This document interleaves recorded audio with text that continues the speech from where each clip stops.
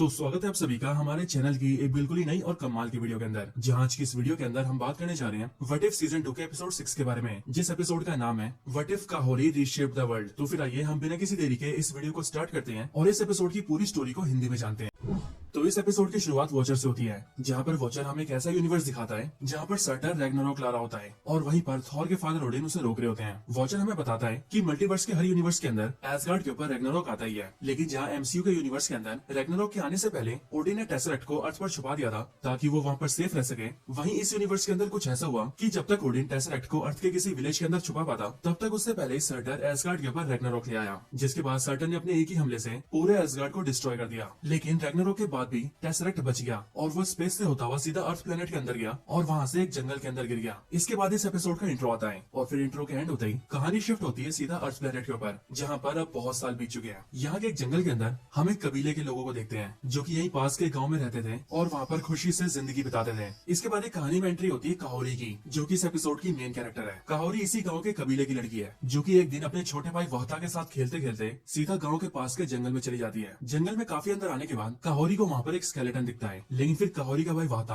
उस स्केलेटन को देखकर काहोरी से कहता है कि हमें यहाँ से आगे नहीं जाना चाहिए, क्योंकि गांव के बड़े बुजुर्ग हमेशा से कहते हैं कि बीते वक्त के अंदर इन जगहों पर बहुत सी लड़ाइयाँ हुई है और ये सारे स्केलेटन्स उन्हीं लोगों के हैं। इसके साथ ही वो दोनों ये बातें भी करते हैं कि इस पूरे जंगल के इलाके को उनके लोग श्रापित कहते हैं, और ऐसा इसीलिए क्योंकि यहाँ पास में एक नदी है जो की सबसे छुपी हुई है, यानी कि एक फॉरबिडन लेक, और इसीलिए कोई भी उस नदी को आसानी से ढूंढ नहीं पाता। लेकिन बीते सालों के अंदर जिसने भी उस नदी को ढूंढा है वो उस नदी से कभी वापस नहीं आ पाया। लेकिन सभी गाँव वालों का ऐसा मानना है कि उस नदी के अंदर ऐसी ताकत है जो कि उसके अंदर जाने वाले व्यक्ति को सीधा स्काई वर्ल्ड में ले जाती है, यानी कि आसमानी दुनिया के अंदर। और इसीलिए बीते सालों में बहुत से लोगों ने यहाँ पर आकर लड़ाइयाँ की और उस नदी के ऊपर कब्जा करने की कोशिश की, लेकिन सही मायनों में नदी का राज क्या है ये आज तक कोई नहीं बता पाया, क्योंकि जो भी नदी के पास गया वो वापस कभी लौट के नहीं आया। इसके बाद काहोरी और वहता जैसे ही जंगल में थोड़ा और अंदर जाते हैं वैसे उन्हें गोली चलने की आवाज सुनाई देती है, जो आवाज उनके गाँव के पास से आ रही होती है, और इसीलिए वो दोनों सीधा अपने गाँव के पास जाते हैं। लेकिन गाँव के पास आते ही वो दोनों ये देखते हैं कि उनके गाँव के ऊपर हमला हुआ है और बाहर से आए बहुत से लोगों ने उनके गाँव को जलाकर उनके लोगों को बंदी बना लिया है। वो दोनों ये सब देख ही होते हैं कि तभी एक आदमी उन दोनों को देख लेता है और इसीलिए कुछ सोल्जर्स उनके पीछे भागते हैं। काहोरी और वहता उन सोल्जर्स से बचने के लिए सीधा जंगल में वापस भागते हैं और वो सारे सोल्जर्स उनका पीछा करते हैं। भागते भागते वो दोनों अचानक से एक गड्ढे में गिर जाते हैं, लेकिन गड्ढे में गिरने के बावजूद भी वो लोग रुकते नहीं है और वो लोग और अंदर की तरफ भागते हैं। लेकिन फिर वहाँ से थोड़ा दूर भागते ही उन दोनों को एक ऐसी नदी दिखती है जो की नीले रंग में चमक रही होती है, और इसीलिए उस नदी को देखते ही काहोरी ये समझ जाती है कि यही फॉरबिडन लेक है, यानी कि वो जादुई नदी जिसके अंदर से आज तक कोई वापस नहीं आ पाया। और उसके गाँव के बहुत से लोग बीते सालों में इस नदी के आसपास आकर ही गायब हो चुके हैं। बट वो दोनों वहाँ पर बातें कर ही होते हैं कि तभी उनके पीछे से वहाँ पर सोल्जर्स आ जाते हैं, जिनसे बचने के लिए वो दोनों साइड में छुप जाते हैं। लेकिन यहीं पर जब काहोरी को ऐसा लगता है कि वो सोल्जर वहता को मार देगा, तभी वो उसे बचाने के लिए उस सोल्जर के ऊपर पत्थर फेंकती है। बट तभी वहाँ पर एक दूसरा सोल्जर आता है और वो काहोरी को गोली मार देता है, लेकिन गोली लगते ही सीधा काहोरी उसी लेक के अंदर गिर जाती है। नदी में थोड़ा अंदर गिरते ही काहोरी को वहाँ पर एक नीली सी चमकती हुई चीज दिखती है, जो की काहोरी को सीधा अपनी तरफ खींच लेती है और एक पोर्टल के जरिए काहोरी को एक दूसरी जगह पर भेज देती है। इस नई जगह पर आते ही काहोरी की मुलाकात अथारक्स नाम के एक आदमी से होती है, जो की वैसे देखने में तो उसके कबीले के आदमी जैसे लग रहा होता है, बट अथारक्स की आंखें और उसकी बॉडी नीले रंग में चमक रही होती है। इसके बाद ही यहीं पर वॉचर अपीयर होता है और वो हमें कहानी समझाता है। वॉचर हमें बताता है कि जब रैग्नारोक के बाद टेसरेक्ट सीधा अर्थ पर आया तब वो इसी लेक के अंदर आ गया, और क्योंकि टेसरेक्ट के अंदर स्पेस स्टोन है इसीलिए स्पेस स्टोन की एनर्जी की वजह से वहाँ पर एक पोर्टल खुल गया, जो पोर्टल सीधा एक दूसरी दुनिया से कनेक्ट हो गया, एक दूसरे स्पेस वर्ल्ड से। और इसीलिए काहोरी के गाँव के जो भी लोग आज तक इस लेक के अंदर आए वो सारे के सारे उसी पोर्टल के जरिए इस दुनिया में आ गए। इसके बाद ही अथारक्स काहोरी के पास आता है और वो उससे कहता है, डरो मत मेरी बहन, ये आसमानी दुनिया है और तुम्हारे इस आसमानी दुनिया में स्वागत है। इसके अगले सीन में जब काहोरी की आंखें खुलती हैं तब वो ये देखती है कि दिन हो चुकी है और उसके आसपास ऐसे बहुत सारे लोग हैं जो कि देखने में उसके कबीले के लोग हैं, बट उन सबके पास ही स्पेशल पावर्स है। इसके बाद एक काहोरी के पास अथारक्स आता है और वो काहोरी को सब समझाता है। वो काहोरी से कहता है कि जब तुम उस नदी के अंदर गिरी थी तब वहाँ के पोर्टल के जरिए तुम इस दुनिया में आ गई, और ये दुनिया है आसमानी दुनिया। इस दुनिया के अंदर सब खास है और यहाँ की हर एक चीज के अंदर शक्तियाँ हैं, और जब हम यहाँ की चीजों को खाते हैं तो हमारे अंदर भी ये शक्तियाँ आ जाती हैं, जो कुछ टाइम में तुम्हारे अंदर भी आ जाएंगी। इसके साथ ही वो काहोरी से कहता है कि जब वो छोटा था तब गाँव के लोग धीरे धीरे करके नदी के पास जाकर गायब हो रहे थे, यहाँ तक कि उसका कजन भी गायब हो गया था। लेकिन जब वो खुद इस दुनिया में आया तब उसे वो सारे लोग यहाँ पर मिले, और फिर वो समझा कि उसके गाँव के सारे लोग इस आसमानी दुनिया में आ गए हैं, और इसीलिए वो जानता है कि काहोरी को भी चीजें अजीब लग रही होंगी, लेकिन धीरे धीरे उसे भी इन सब की आदत हो जाएगी और वो यहाँ पर बहुत खुश रहेगी। लेकिन फिर ये सुनते ही काहोरी उससे कहती है कि मेरा गाँव खतरे में है और इसीलिए मुझे उसे बचाने जाना है, और फिर इसके लिए काहोरी सीधा उसी पोर्टल की तरफ भागती है जिस पोर्टल से वो यहाँ पर आई थी। पोर्टल के पास आकर काहोरी देखती है कि वो पोर्टल बहुत ऊपर है, लेकिन फिर तभी अथारक्स अथारक्स काहोरी के पास आता है और वो काहोरी से कहता है, काहोरी ये दुनिया एक स्वर्ग है, यहाँ ना तो हमारी उम्र बढ़ती है और ना ही हम कभी मरते हैं, और इसीलिए अब उसे भी अपने गाँव को भूलकर यहाँ पर आराम से रहना चाहिए। इसके बाद ही दूसरी तरफ रियल वर्ल्ड के अंदर हम ये देखते हैं कि जिन लोगों ने काहोरी के विलेज के ऊपर अटैक किया था वहीं पर ही उन सबका लीडर सामने आता है और वो स्पेनिश में अपना नाम बताता है, और यहीं पर इसकी बातों से हमें पता लगता है कि यहाँ पर इसे स्पेन की रानी ने भेजा है, और वो भी इसीलिए ताकि वो यहाँ पर आकर उस जादुई नदी को ढूंढ सके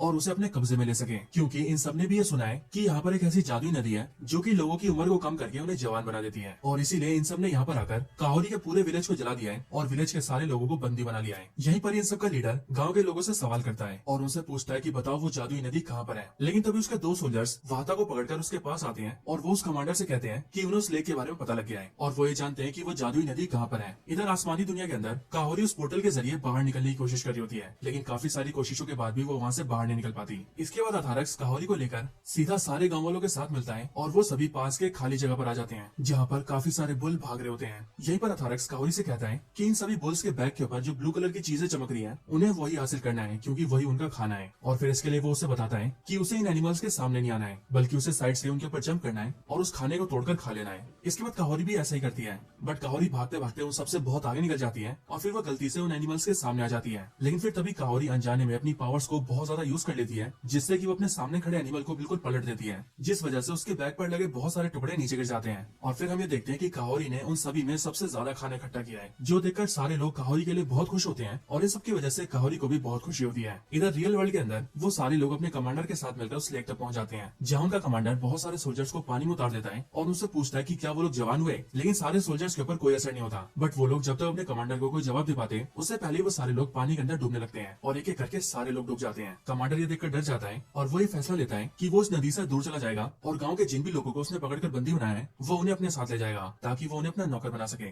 लेकिन इधर जितने भी सोल्जर्स नदी के अंदर डूब गए थे वो सारे पोर्टल के जरिए सीधा आसमानी दुनिया में आ जाते हैं और वहाँ पर काहोरी और उसके लोगों को देखकर उन पर अटैक करने जाते हैं। लेकिन काहोरी और उसके लोग इन बातों से बेफिक्र होकर वहाँ पर हंसी खुशी से गाना गा रहे होते हैं और नाच रहे होते हैं। और यहीं पर हम ये भी देखते हैं कि काहोरी भी अपनी दुनिया को भूलकर यहाँ पर बहुत खुश हो चुकी है, बट तभी वो सोल्जर्स वहाँ पर आकर उन पर फायरिंग कर देते हैं। लेकिन काहोरी अपनी पावर्स का यूज करके उन सारी बुलेट्स को रोक देती है और उन सभी सोल्जर्स को पीट देती है। इसके बाद काहोरी उन सारे लोगों के ऊपर चिल्लाती है और उन सभी से कहती है कि उस जादुई नदी ने उन सभी को इस आसमानी दुनिया में भेजा और इस दुनिया ने उन सभी को ताकत का तोहफा दिया। वो सब यहाँ पर बहुत पावरफुल बन गए, लेकिन इसके साथ ही वो सभी यहाँ पर आराम की जिंदगी जीने लगे। लेकिन वो सब लोग ये भूल गए कि वो सब आए कहाँ से हैं, लेकिन वो ये कभी नहीं भूलेगी, और तब तो बिल्कुल नहीं जब उसके लोग मुसीबत में हो। और फिर इसके बाद एक काहोरी अपनी पावर्स को यूज करती है और आसमान में बने पोर्टल को सीधा नीचे ले आती है और फिर उस पोर्टल के पास आकर काहोरी सभी से कहती है कि वो अपने लोगों को बचाने जा रही है और इसीलिए अगर किसी को उसका साथ देना है तो वो उसके साथ आ सकता है। बट ये सुनकर अथारक्स उससे कहता है, काहोरी जंग लड़ना हमारे बस की बात नहीं है, क्योंकि हम कोई सैनिक नहीं है और वैसे भी यहाँ पर सब कुछ है, देखो हम यहाँ पर कितने खुश हैं। बट ये सुनकर काहोरी कहती है कि आप सब खुश हैं लेकिन मेरे लोग खुश नहीं है और वो तकलीफ में है, इसीलिए मैं उन्हें बचाने जा रही हूँ। और फिर ये बोलकर काहोरी उस पोर्टल के जरिए सीधा अपनी दुनिया में वापस आ जाती है। इधर बाहर हम ये देखते हैं कि स्पेन से आए वो सारे अटैकर्स काहोरी के लोगों को शिप्स में बांधकर वहाँ से ले जा रहे होते हैं। लेकिन फिर तभी काहोरी वहाँ पर पहुंच जाती है और वो उन सभी सोल्जर्स के ऊपर अटैक कर देती है और एक एक करके वहाँ के सारे सोल्जर्स को पीट देती है। लेकिन फिर तभी उन सबका कमांडर काहोरी के ऊपर कैनन्स का अटैक करवा देता है, जो अटैक काहोरी को लग जाता है और वो नीचे गिर जाती है। और फिर तभी वो कमांडर काहोरी के पास आता है और वो अपनी तलवार निकालकर काहोरी को मारने वाला होता है कि तभी हम ये देखते हैं कि वहाँ पर आसमानी दुनिया से काहोरी के सारे लोग आ जाते हैं एंड देन वो सारे एक ही बार में उन सारे दुश्मनों के ऊपर अटैक कर देते हैं, जिसके बाद वो सब और काहोरी मिलकर सभी दुश्मनों को खत्म कर देते हैं और अपने सभी लोगों को बचा लेते हैं। और फिर इस तरह से काहोरी और उसके लोगों की जीत होती है।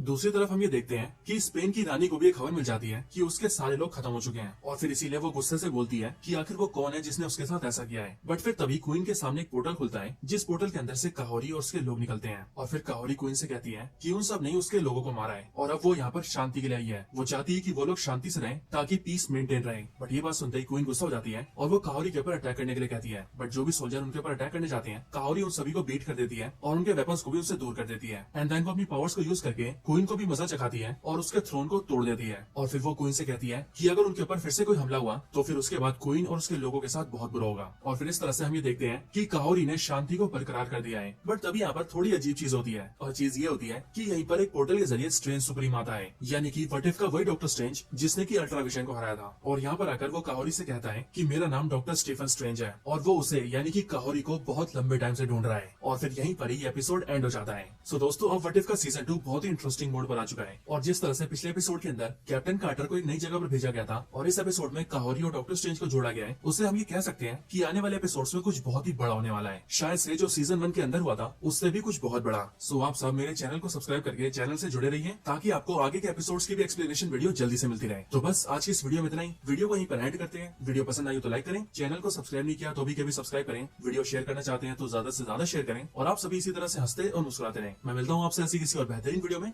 तब तक के लिए गुड बाय।